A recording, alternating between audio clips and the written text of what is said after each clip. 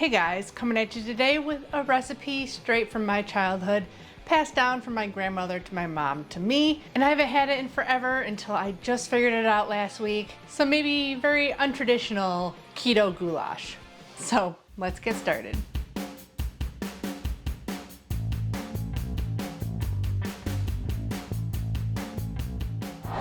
Hey everyone, welcome back. If you're new here, thanks for joining me. My name's Alycia. I'm a pastry chef with a sweet tooth, and I spent most of my life in the restaurant business, and now I own a keto gluten-free bakery.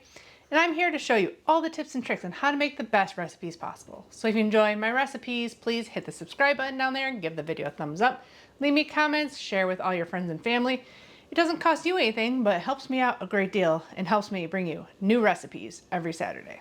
Today, what I believe is a pretty untraditional goulash recipe. So there's a whole story behind this recipe. My grandmother made it for my mom when she was young, and when my mom got married, she kept trying to make it and she could not figure out why it didn't taste the same. So she finally asked her mother for the recipe. And it turns out, instead of using like a jar sauce, which is what my mom always used, my grandmother used a can of Campbell's Condensed Tomato Soup for this goulash recipe. And I loved it growing up, and I haven't had it since going keto. So I got the hankering for it. I had some ricotta, I had a bunch of mozzarella, I have the Cajun pasta. I bought some of the 2-gram net carb per serving pasta when it was on sale, subscribe and save, from Amazon. So I had a bunch in my cabinet. And I had a bunch of my bread because I was doing some experiments with my bread. And this has slices of buttered white bread on top of the casserole dish and baked in the oven.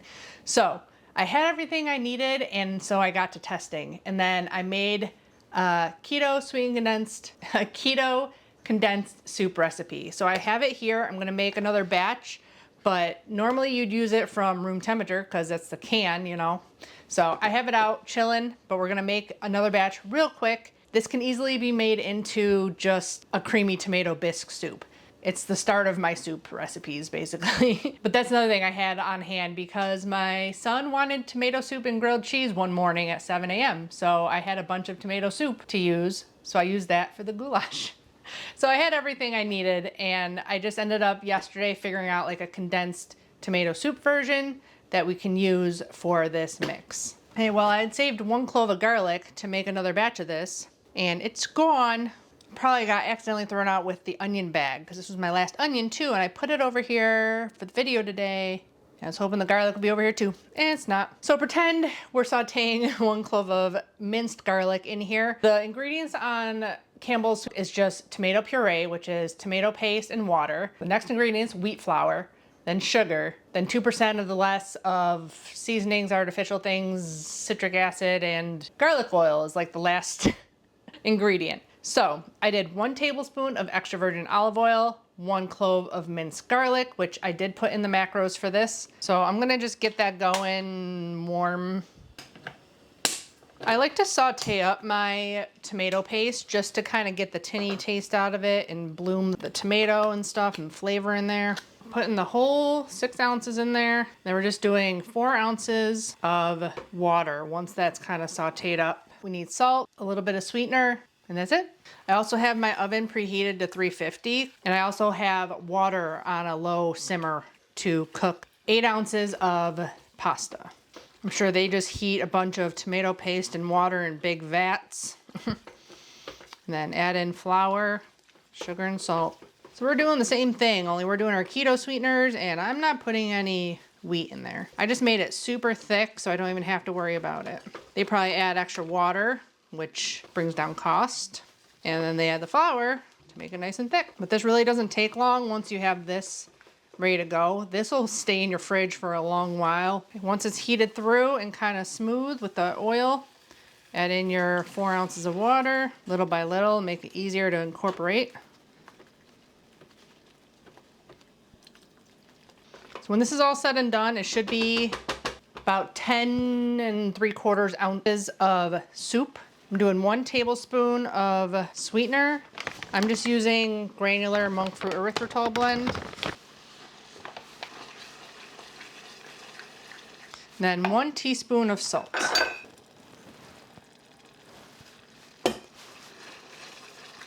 So you can cook this down for a little bit, taste it for flavor. It should just taste very concentrated tomato, salt, a little sweet. That was only a 1/4 teaspoon I added. I'm like, why does this not taste salty?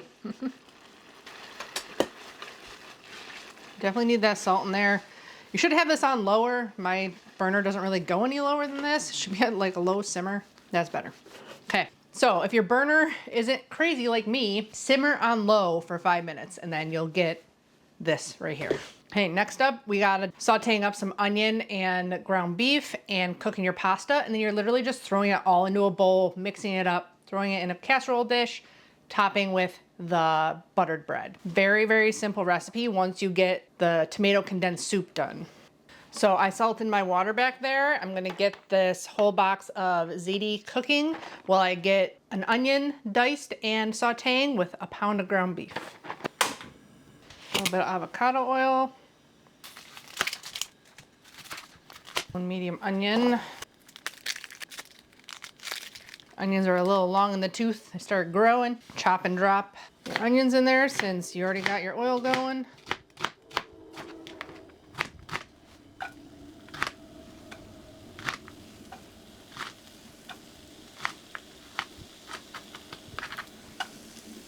Normally I'd have this on lower. I don't want to brown them, I just want to sweat them. I have a big bowl all this is going to go into once it's done. I have some butter softening on my countertop. I don't have any spreadable Kerrygold or anything right now. My bread is really soft, so it's hard to butter it easily with cold butter anyways. So I figured out the carb count on this. This makes a 2-quart casserole dish full of pasta. So the whole thing is 60 carbs. But I would definitely cut it. I mean, a box of the pasta is at least 4 servings, plus you're putting in a pound of ground beef, bread, ricotta, cheese. So it definitely is a hearty meal prep. And it's something you can probably portion out and freeze. The noodles will probably get pretty mushy. Not as al dente as you'd like. Putting in that ground beef. Oh, I don't know why I didn't do my beef pounding tool. There it is. Definitely easier too when it's this high up. Like usually I'm not this high up when I'm cooking meat. I cooked my pasta to still a little bit firm back there. It's draining. I rinsed it in some cool water. I'm about to get everything into the bowl. I think we are good to go with this. Get all the meat off. The price of meat, what it is when you get it, if you get it. Famous play, do you know it? Okay, almost done. Crank it up now that we got some fat in there. Heavily salt, pepper.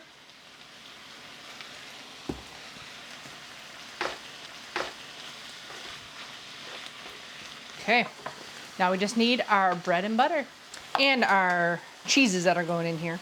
So I got 2 decent slices here. This guy's a little thin. Cut 2 more. Ooh, this has been in my fridge for a while. I always have too much stuff to eat. Testing and whatnot. Okay, that's pretty much done. Taste it for seasoning before we dump it in the bowl, but pretty good. My mom didn't say if she drained the meat or not. I never drain my meat anymore though. Wonder if we'll even be able to get 4 slices on top. My loaves of bread are a lot bigger than say a Wonder loaf or something. So I do these a little bit thicker than if I were to do like a sandwich. Usually I do pretty thin for sandwiches, but I did a pretty decent size slice for this. Nice soft bread. Butter it up.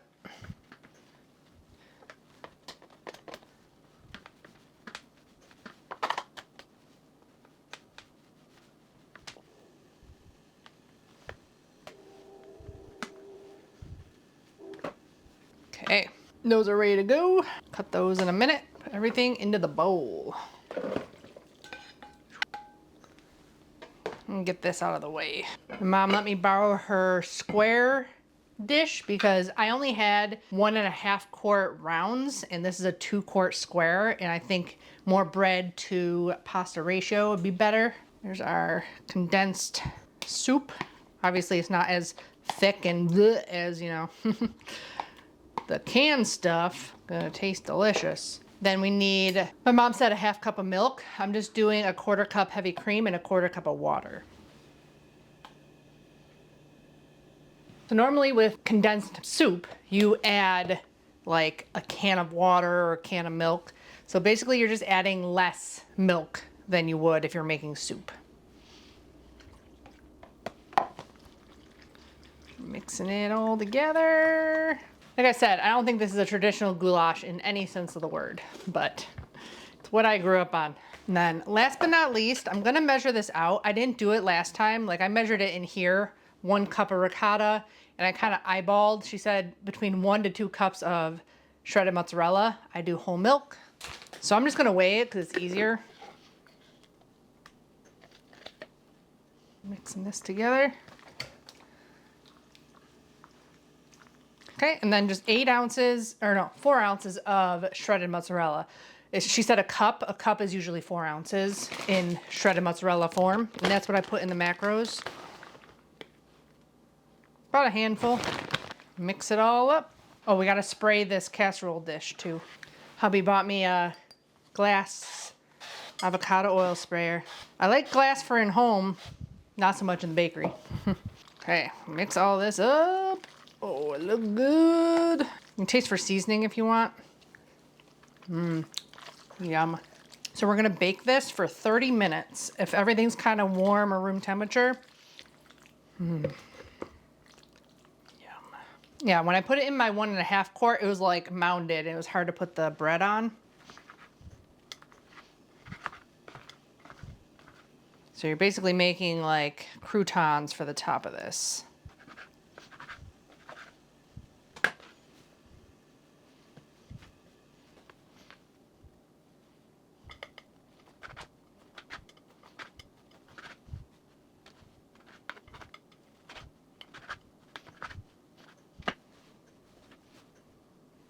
Yeah, I tried to do the 4 slices of bread on my 1.5 quart casserole dish. Could not fit it all at all. Okay, here we go.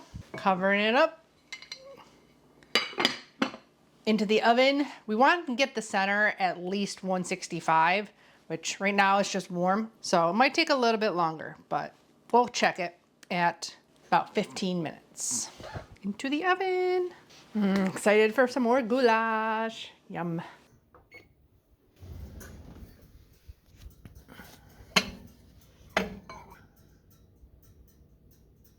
I'm gonna take the top off. Over 120 already. And I want that to really brown up. Another 15-20 minutes. Okay, it's been going 15 minutes. I think I'm gonna set it for another 5. Should have my oven light on. Yeah, it's getting there though. Take the temp real quick. Oh yeah, we're good. Let's let it brown up a little bit more. So 5 more minutes.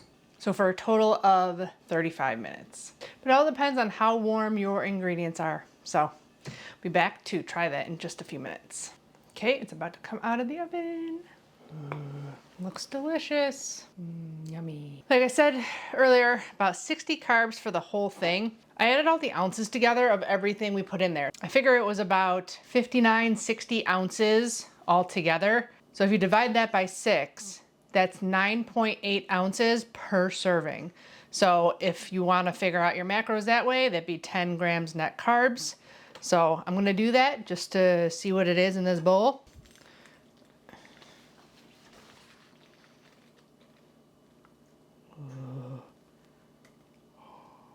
That looks amazing.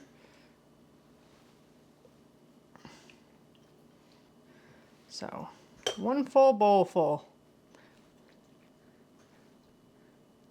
So that's 10 ounces right there. I'd say 10 ounces is about 10 grams of nut carbs. If you want to eat a 6 of this. If you're meal prepping this, I would definitely just make it and like put it all together and let it cool, portion it into containers to like throw in the oven or the toaster oven or something like that with the bread on top and, you know, have it for your meals for the week. It's a way to go.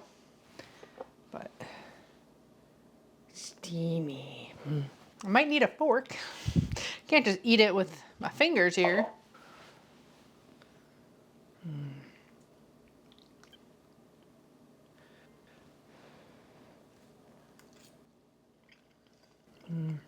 Get a little bit of crispy crunchy from the crouton, tomatoey and cheesy. It definitely brings me right back to childhood. So good. Nice crispy bread on top.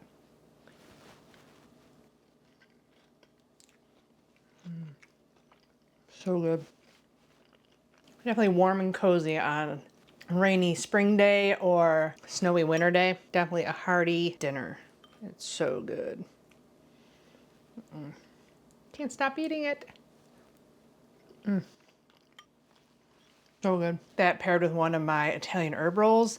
My bread and Italian herb rolls and hamburger buns are available for sale on my website. So go to sugarswappbakeshop.com, go to the shipping shop page. You can find them there, or the link will be down in the description box below.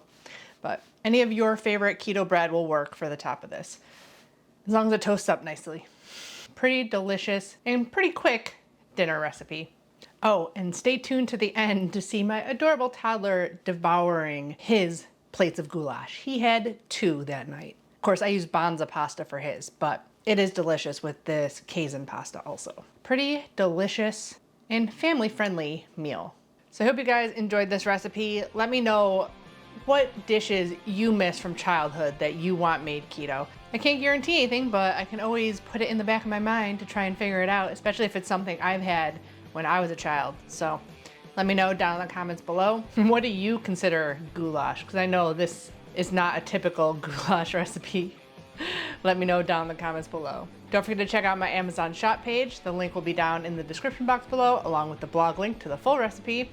Give the video a thumbs up if you enjoyed it. Subscribe if you haven't already. And as always, I'll be back with many more keto, low-carb, healthy meals, desserts, and snack recipes. Bye guys. Happy keto cooking and making my childhood meal.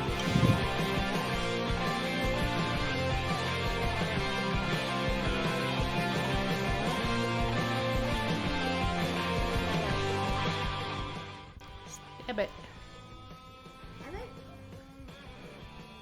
Stab and scoop. Blow on it.